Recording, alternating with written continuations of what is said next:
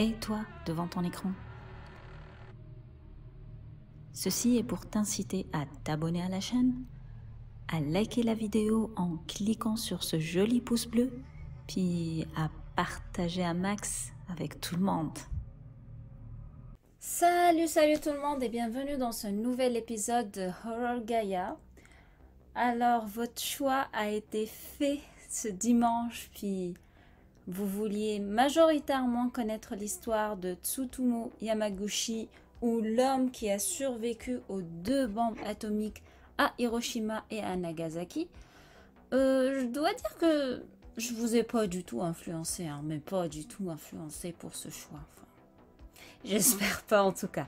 Bref, comme vous avez pris l'habitude, je pense que avant de parler de Tsutomu Yamaguchi, nous allons un petit peu parler d'histoires bizarres. Et après, nous allons aussi discuter de threads horreurs paranormaux. C'est vrai que j'en ai pas vraiment fait beaucoup ces temps-ci, puis ça me manquait un petit peu et j'avais trouvé 2-3 histoires qui m'intéressaient, alors je me suis dit, pourquoi pas? Pourquoi pas? Pourquoi pas? Et donc, ça va être ça le plan d'aujourd'hui. Je vous laisse la surprise de ce que nous allons discuter avant l'histoire de Tsutomu Yamaguchi pour après le générique. Juste vous rappeler de bien voter dans le sondage après la vidéo pour la prochaine vidéo, comme ça on sera fixé, puis je vous promets, j'ai essayé de mettre des histoires tout aussi attrayantes les unes que les autres, tout aussi honnêtement moi je voudrais bien les présenter toutes, mais ça me prendrait des vidéos de 4 heures je pense. Donc je fais pas plus lent et je vous dis à après le générique.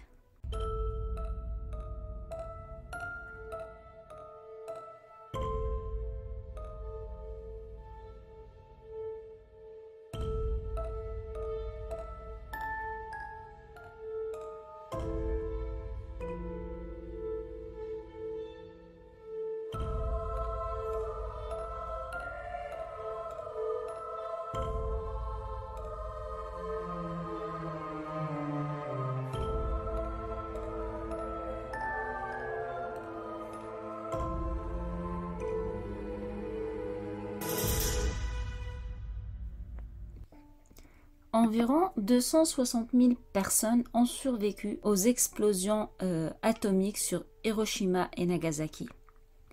Mais Tsutomu Yamaguchi, qui était un ingénieur aéronaval on dit ça, aéronautique, je pense aéronautique japonais, était l'une des rares personnes à avoir enduré l'horreur des 2 explosions et quasiment la seule à avoir vécu jusqu'au bout. Quand je dis vécu jusqu'au bout, c'est-à-dire survécu aux 2 explosions, puis c'est ne pas avoir, pas être décédé des suites, des répercussions des radiations atomiques. C'est ça, survécu jusqu'au bout. Et son histoire est vraiment bluffante, mais aussi vraiment horrible. Je maintiens le mystère comme ça, puis je vous emmène pour parler un petit peu d'un sujet que j'ai souvent trouvé intéressant, mais que j'ai jamais eu le temps d'aborder, ou plutôt que, en fait, à chaque fois que je préparais mes vidéos, j'oubliais. Puis aujourd'hui, juste avant d'ouvrir mon enregistreur, en fait, vraiment pour faire la vidéo, je suis tombée sur un article qui en parlait, puis je me suis dit, je vais vous lire quelques bouts de l'article. En fait, c'est quelques témoignages de gens. Le sujet dont on va parler aujourd'hui, c'est un petit peu les amis imaginaires des enfants. Mais pas le genre d'amis bisounours tout gentils, mais plutôt les amis creepy que les enfants imaginent. Puis c'est des témoignages qui sont racontés par des parents. Donc le premier témoignage nous parle de Mr. Nobody. Mr. Nobody était l'ami imaginaire de 3 enfants, âgés de 3, 5 et 6 ans. Leur partie dit qu'au début, en fait, ces enfants l'accusaient de petits trucs, comme par exemple, c'est Mr. Nobody, en fait, qui a fait que l'un d'eux oubliait de tirer la chasse d'eau. Ou puis, c'est Mr. Nobody qui n'a pas fermé la poubelle, par exemple. Mais Mr. Nobody, en fait, a évolué. Puis la description de Mr. Nobody est vraiment creepy, car ses enfants lui disent que Mr. Nobody n'a ni yeux, ni dents, ni langue, ni nez. Il ne porte pas de pantalon et laisse le papier toilette utilisé entre ses fesses pour que vous puissiez savoir où il se trouve par son odeur. Il ne porte pas de chemise, mais a une poche découpée dans sa peau où il garde la clé de notre maison.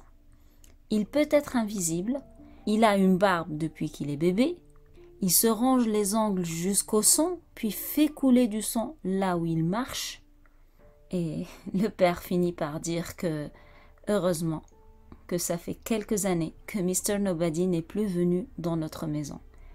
Eh bien, en tout cas, si ça vient vraiment de l'imagination des gamins, là, c'est chaud, hein. C'est digne d'un American Horror Story, je trouve. La deuxième histoire, c'est l'histoire de Barcy. C'est encore une histoire racontée par un parent qui nous dit « Mon fils aîné, qui est maintenant âgé de 20 ans, avait un ami imaginaire nommé Barcy. C'était un loup géant, mais il pouvait se transformer en garçon. Ma femme et moi n'y avons pas beaucoup réfléchi jusqu'à ce que nous remarquions que mon fils s'était cassé un couteau à beurre en plastique et a poignardé plusieurs de ces animaux en peluche. Il nous a dit que Barcy lui avait dit de le faire, et l'avait même aidé à le faire. C'est à ce moment-là que nous nous sommes vraiment inquiétés.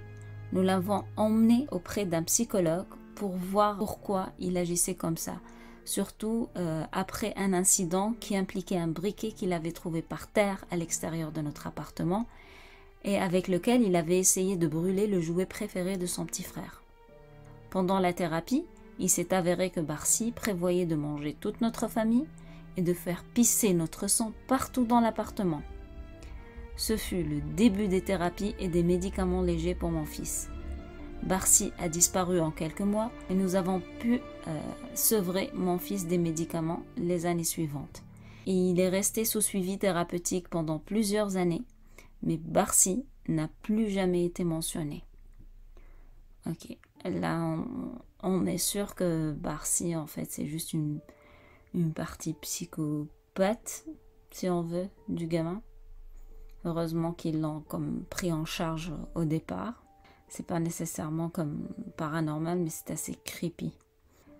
La troisième histoire nous est racontée par une maman qui dit que ma fille a commencé à dire Bob avant d'apprendre à dire maman ou papa. Elle le disait tout le temps, à des moments aléatoires. Une fois à la crèche, je l'ai bercée pour qu'elle s'endorme quand elle l'a dit, et j'ai donc demandé « Qui est Bob ?» Elle a pointé le coin du plafond derrière moi. Ouais, je vois. Ouais, qui est Bob? Regarde maman, c'est dans le coin. Puis tu regardes et probablement qu'il n'y a rien ni personne, mais ça suffit pour te foutre les jetons. En tout cas, moi, ça suffit pour me foutre les jetons. Allez, encore deux petites histoires parce que, il y a beaucoup d'histoires, mais je vais vous en raconter encore deux. Là, c'est une autre maman qui nous raconte.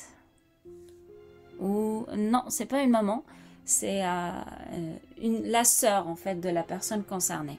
Elle dit « Mon demi-frère avait une amie imaginaire nommée Willa Rose. Une nuit, ma mère a trouvé le chien mort à l'extérieur de la maison. Mon demi-frère a admis avoir tué le chien parce que Willa Rose lui avait dit de le faire. Le lendemain, il a disparu. Maman m'a dit qu'il était parti pour aller vivre avec grand-mère pendant un certain temps. J'ai 21 ans maintenant et je ne l'ai plus jamais revu depuis. Mon demi-frère, peu avant de disparaître, m'a un petit peu décrit à quoi ressemblait Willa Rose. Apparemment, c'était une fille de 14 ans décédée en 1904. Elle n'avait pas d'yeux, mais portait des lunettes.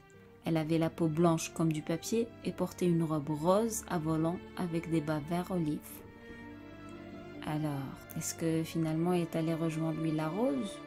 Qu'est-ce que vous pensez? En tout cas, moi, c'est ce genre de mystère qui m'intrigue, vous savez. C'est une personne qui disparaît, puis surtout par rapport aux enfants, quand on ne leur raconte pas réellement la vérité. Puis, si on grandit avec des histoires, est-ce qu'il est vraiment parti chez la grand-mère? Est-ce qu'il a fugué? Est-ce qu'il s'est suicidé puis pour rejoindre Willa Rose? Mystère, mystère, mystère et boule de gomme. Et la dernière histoire avant d'embarquer dans l'histoire de Yamaguchi est une histoire, une anecdote, bien sûr, racontée par un papa qui nous dit « Nous rentrions de chez un voisin à pied lorsque nous sommes passés devant un couvercle de trou d'évacuation. Mon fils s'est arrêté et a regardé l'eau de pluie, puis a dit « Il y a un petit garçon qui se noie là-bas. Il s'appelle Karikar. » Le nom était une combinaison entre deux noms norvégiens. Kari était un nom féminin et Kar était un nom masculin. Mon fils n'a que 3 ans et nous ne connaissons personne avec ces noms-là. Je me doute même fortement du fait qu'ils savent réellement de ce que noyade signifiait. Ils n'en parlent généralement plus, mais parfois il se réveille la nuit et montre simplement son bébé Bjorn et dit « Karikar ne veut pas dormir. » Ok. C'est une autre histoire sous fond paranormal.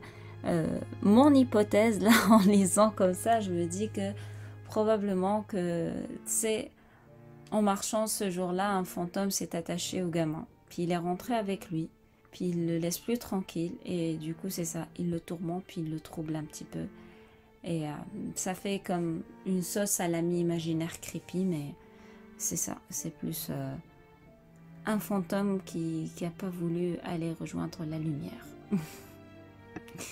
Bon, si vous voulez vraiment avoir d'autres histoires d'amis imaginaires, dites-le moi dans les commentaires. Moi, ça m'arrange de vous raconter, de savoir en fait quoi vous raconter en avant, en début de vidéo.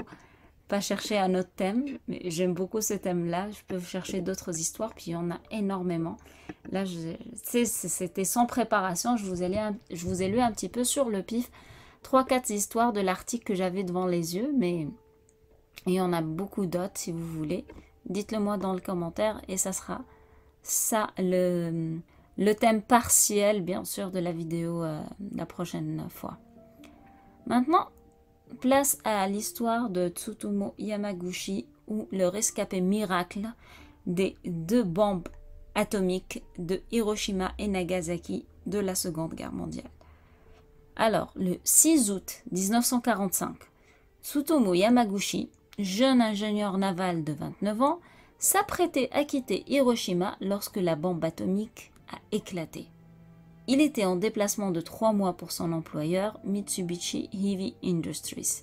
Et justement, le 6 août 1945 était censé être son dernier jour dans la ville de Hiroshima.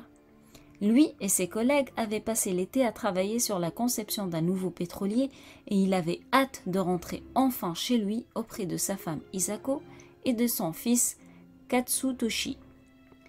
Vers 8h15 du matin, ce matin-là, toujours le 6 août 1945, Tsutomu se dirigeait une dernière fois vers le chantier naval de Mitsubishi lorsqu'il a entendu le bruit d'un avion. Il a regardé vers le ciel et il a vu un bombardier B-29 américain survoler la ville et larguer un petit machin relié à un parachute. Quelques secondes plus tard, une lumière aveuglante et irisée a rempli le ciel. Tsutomu va décrire ça plus tard comme s'apparentant à l'éclair d'une énorme éruption de magnésium. Il a juste eu le temps, et le bon réflexe peut-être, de plonger dans un fossé avant qu'une explosion assourdissante ne surgisse. L'onde de choc qui accompagnait l'explosion a été si intense qu'elle a aspiré Tsutomu de sa cachette et l'a projeté dans les airs à la manière d'un vortex ou, si vous voulez, une tornade pour enfin le rejeter violemment dans un champ de pommes de terre à proximité. Il faut savoir qu'au moment de l'explosion, Tsutomu était à moins de 3 km du point d'impact de la bombe. Tsutomu a déclaré aux journaux des années plus tard que sur le coup, il ne comprenait pas ce qui venait de se passer. Il dit qu'il s'était même évanoui à un moment et que quand il a rouvert ses yeux, tout était sombre à un point qu'il n'était pas vraiment capable de distinguer ce qui se passait autour de lui. L'explosion avait soulevé des tonnes et des tonnes de poussière et de débris, en tout cas assez pour masquer le soleil en plein jour. À cet instant, Tsutomu était entouré de torrents de cendres et il pouvait voir s'élever dans le ciel d'Hiroshima un champignon de feu géant.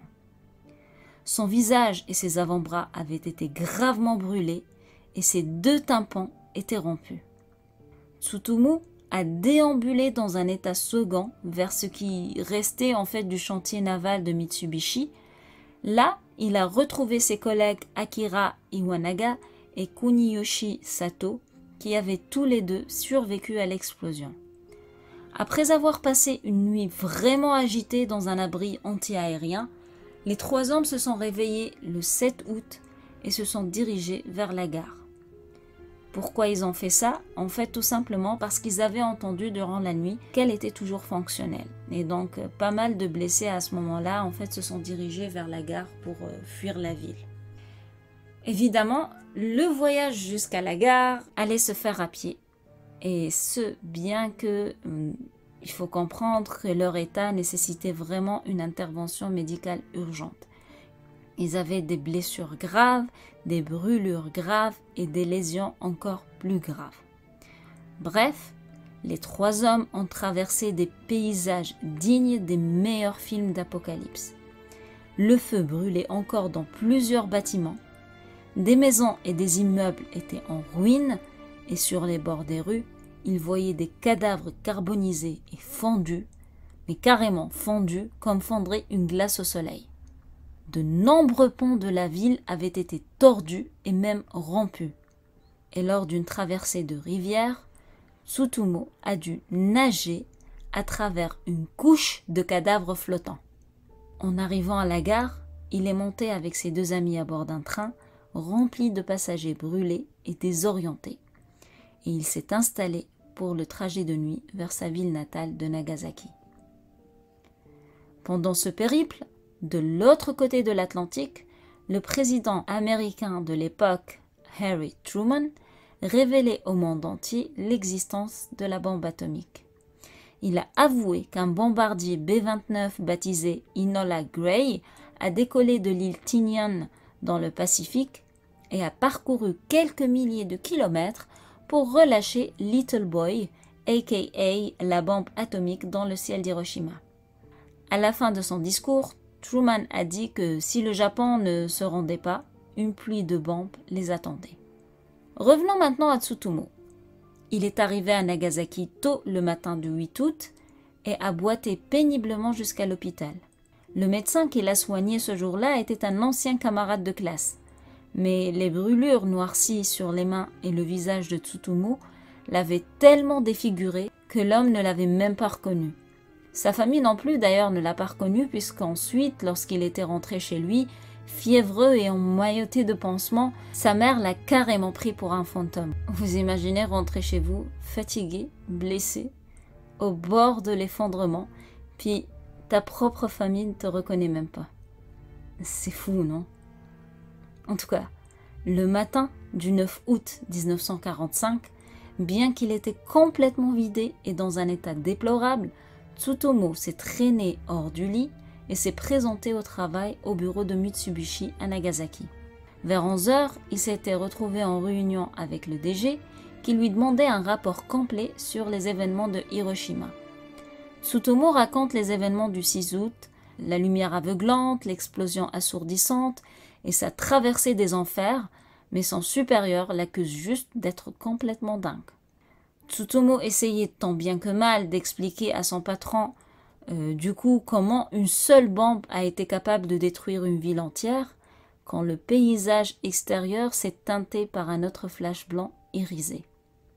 Tsutomu, effrayé, s'est empressé de s'aplatir au sol juste avant que l'onde de choc ne brise les fenêtres du bureau et envoie des débris de verre et d'armature virevolter à travers la pièce. À ce moment, Tsutomu était sous le choc. Il pensait que le champignon atomique l'avait juste suivi depuis Hiroshima. Pour vous dire, les bâtiments en béton armé de l'hôpital du Nagasaki étaient parmi les seuls à rester debout après l'explosion de la 2e bombe. La bombe atomique qui a frappé Nagasaki était encore plus puissante que celle larguée sur Hiroshima. Mais la multitude de vallées dans la ville et une cage d'escalier renforcée ont joué un rôle primordial pour étouffer l'explosion à l'intérieur du bureau où se trouvait Tsutomu.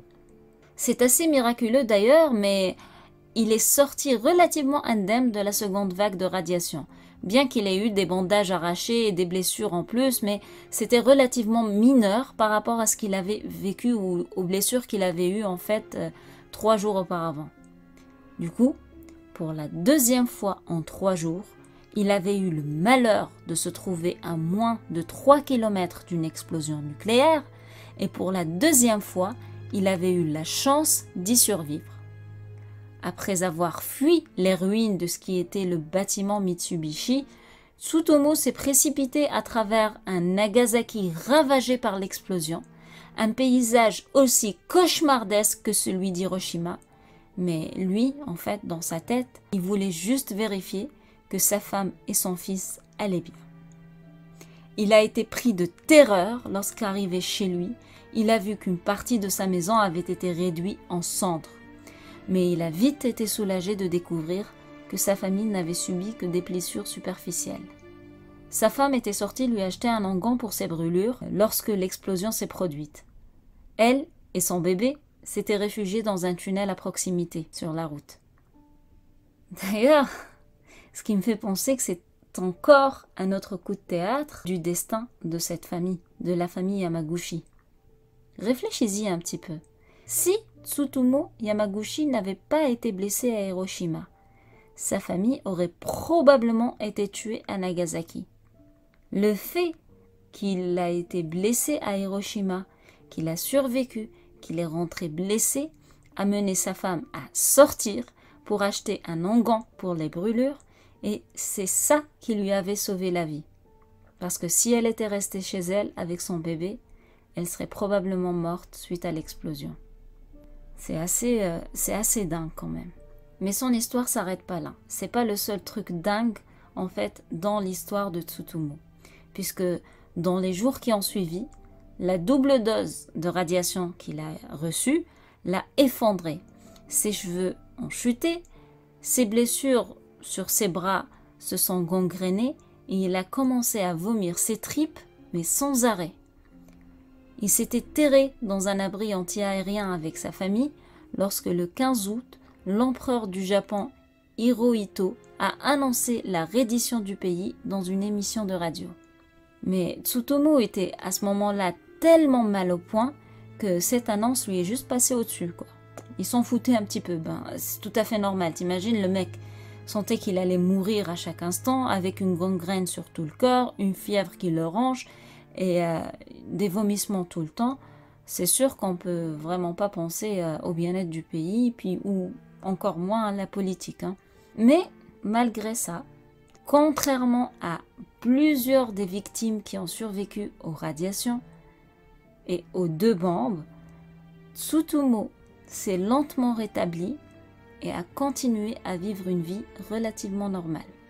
C'est-à-dire que petit à petit, plus de gangrène, plus de vomissements, plus de fièvre et quasiment pas d'effets secondaires, en tout cas pas sur le court terme. Tsutomu a servi comme traducteur pour les forces armées américaines pendant leur occupation au Japon, puis il a enseigné à l'école avant de reprendre sa carrière d'ingénieur chez Mitsubishi. Lui et sa femme ont même eu 2 autres enfants dans les années 1950, 2 filles. Tsutomu a évité de parler publiquement de son expérience atomique jusqu'aux années 2000, années pendant lesquelles il a publié un mémoire et est devenu un membre actif du mouvement des armes anti-atomiques. Il s'est ensuite rendu à New York en 2006 et il a parlé du désarmement nucléaire devant les Nations Unies. Il avait déclaré dans son discours que c'était son destin de prendre la parole pour prôner le désarmement, ayant lui-même été aux premières loges des ravages nucléaires. Tsutomu Yamaguchi n'était sûrement pas la seule personne à avoir enduré 2 explosions atomiques. Ses collègues Akira Iwanaga et Kuniyoshi Sato étaient également à Nagasaki lorsque la 2e bombe est tombée, tout comme Shigeyoshi Marimoto, un fabricant de cerfs-volants qui avait miraculeusement survécu à Hiroshima alors qu'il n'était qu'à 800 mètres de la zone d'impact. Donc, au total, quelques 165 personnes ont peut-être subi les deux attaques. Mais Tsutomu Yamaguchi était la seule personne officiellement reconnue par le gouvernement japonais comme Nijiu Ibakusha, ou personne bombardée 2 fois, et surtout qui a survécu pour avoir une longue vie relativement saine pour les radiations qui s'est prises dans la tronche.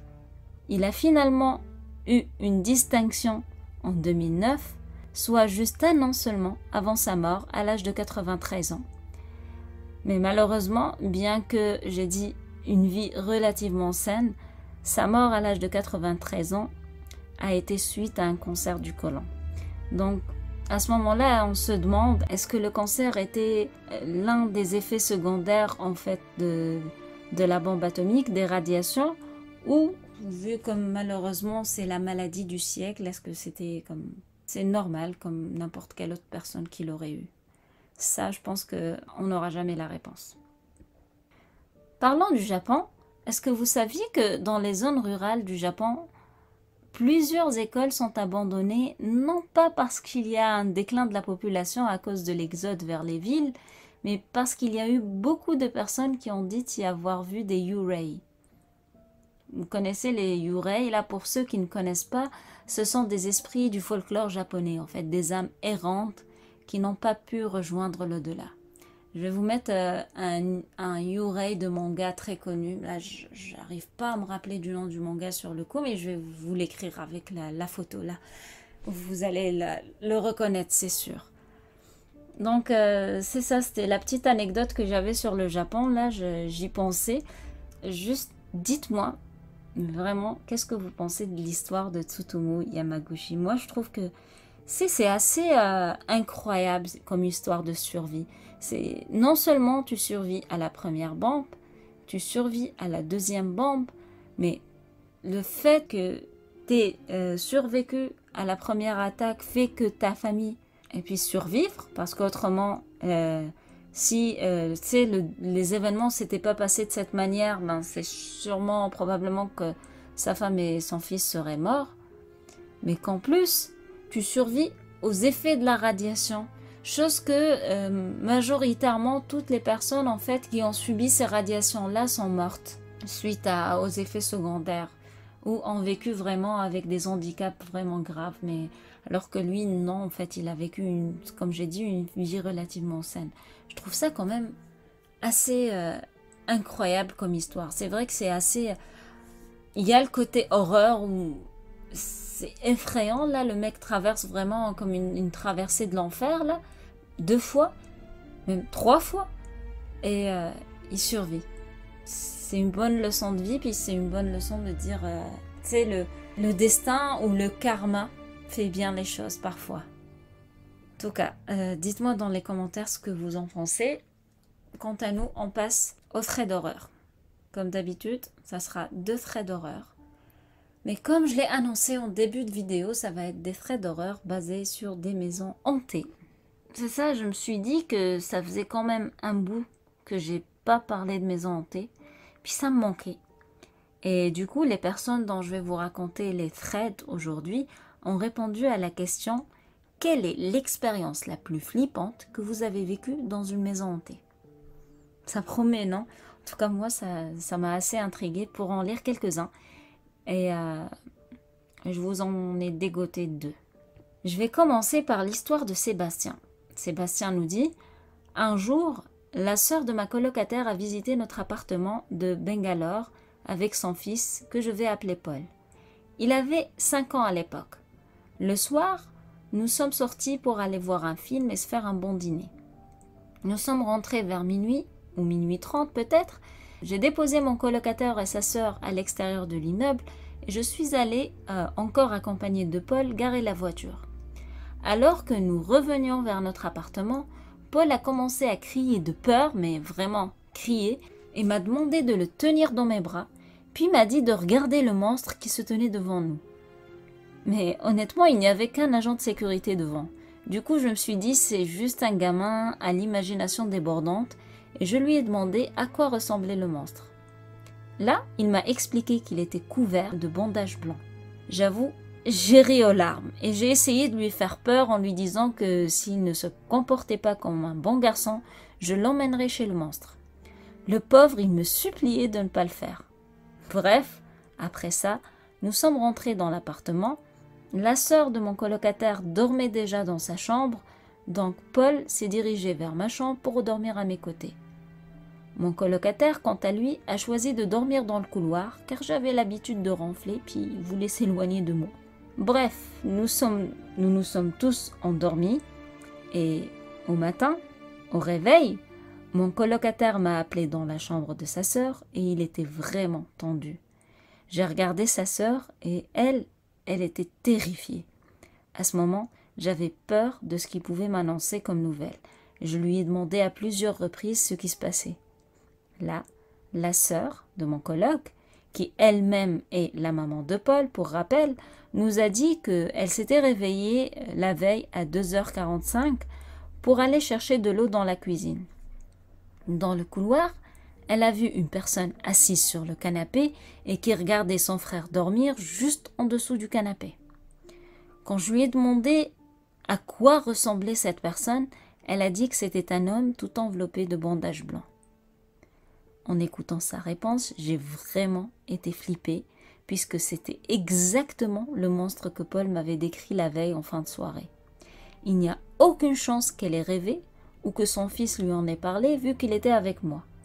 En tout cas, cette histoire a suffi pour que, 2 semaines plus tard, nous déménagions de l'appartement. Waouh! C'est short and sweet comme c'est le fond de l'histoire. Mais un fantôme d'une momie, vous pensez?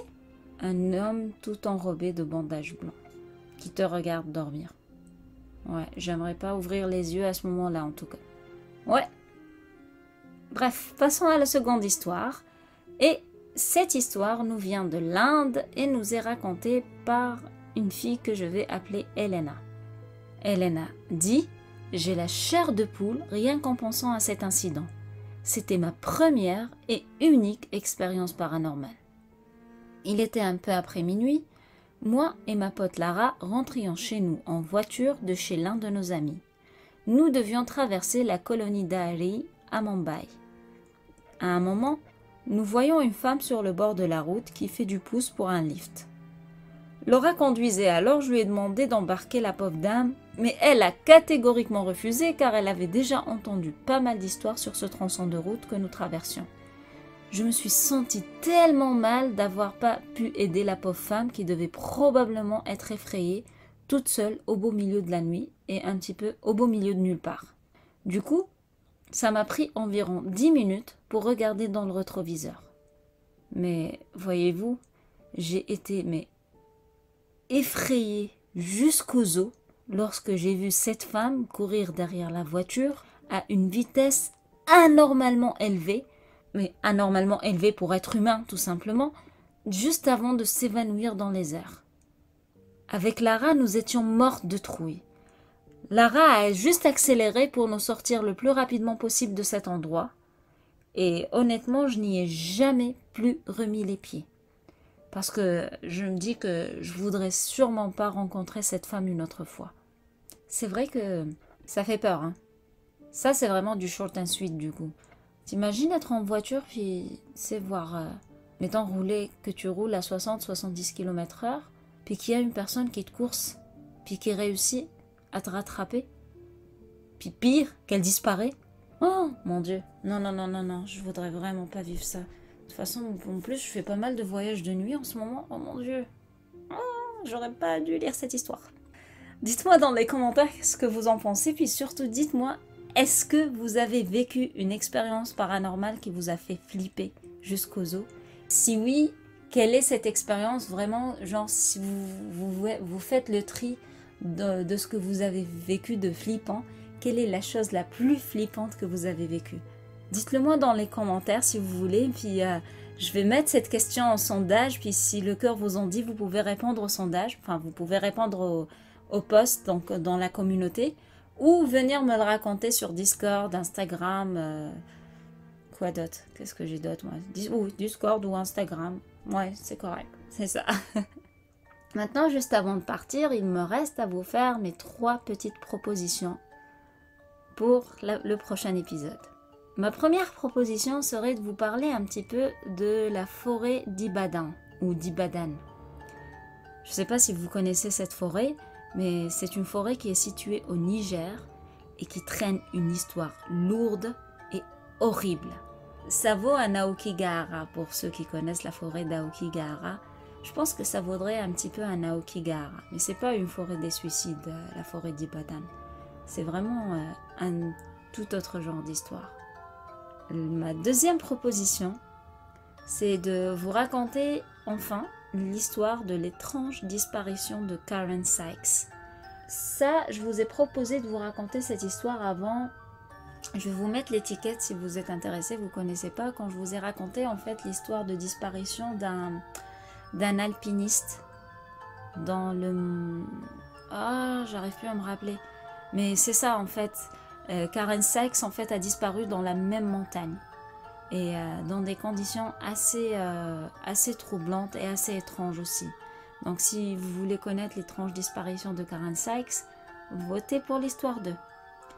Et ma troisième proposition se répète depuis la dernière fois, c'est vraiment l'histoire incroyable du fantôme qui a dénoncé son propre tueur. Cette histoire, je la trouve assez intrigante. Ça arrive pas tout le temps que déjà la police prend en considération, mettons, des prémonitions ou des trucs un peu paranormaux. Donc c'est une histoire qui vaut quand même le détour, je trouve. Je l'ai pas lu jusqu'au bout, j'ai lu des bouts, des résumés. Je l'ai pas détaillé, mais de ce que j'ai lu, ça reste pas mal intéressant. Donc voilà mes propositions. Vous allez pouvoir voter dans le sondage dans communauté. Je vais aussi vous mettre la question des histoires, de l'histoire en fait qui vous a fait le plus flipper de votre vécu dans un post. Vous pouvez y répondre comme j'ai dit, soit en commentaire du post, soit venir m'en parler sur Instagram, soit sur Discord. Puis pourquoi pas raconter vos histoires dans les prochains épisodes. Ce serait cool, non? En attendant tout ça, moi je vous souhaite une bonne soirée. Je vous souhaite un excellent lundi, beaucoup de courage et de force. Et je vous dis à dans 15 jours pour d'autres histoires bizarres, étranges et flippantes à mort. Ciao!